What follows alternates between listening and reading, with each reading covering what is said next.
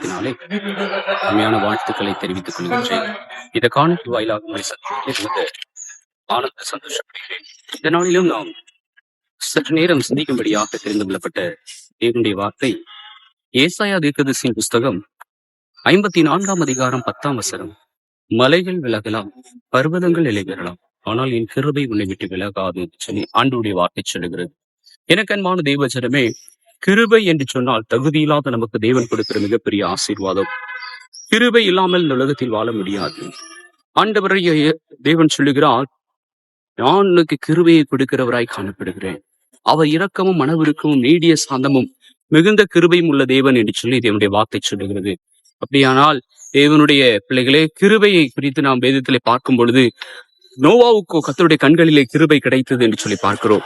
அதே வேளையிலே அந்த நோவாவுக்கு கர்த்தருடைய கண்களிலே கிருபை கிடைத்ததினாலே உங்களுடைய முழு குடும்பம் காப்பாற்றப்பட்டது. எனக்கு அன்பான தேவச்சனமே, இன்றைக்கு கிருபை உங்களுடைய வாழ்க்கையிலே போதுமானதாய், உங்களை வழிநடத்துகிறதாய், உங்களை ஆசீர்வதிக்கிறதாய் காணப்படுகிறது. இந்த கிருபை எப்பொழுது உங்களோடு கூட இருக்கும்?